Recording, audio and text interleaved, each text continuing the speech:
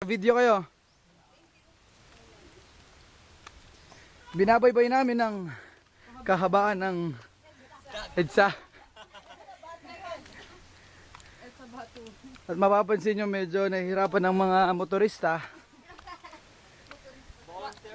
sa kadahilan ng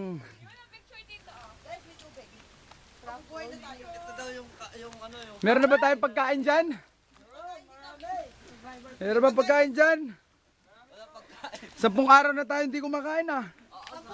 Wala pa, naka-video pala tayo.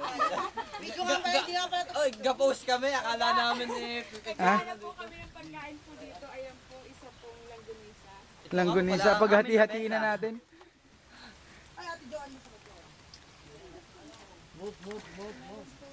Ay, sakit yan. Yan ang nilakad namin. One more time.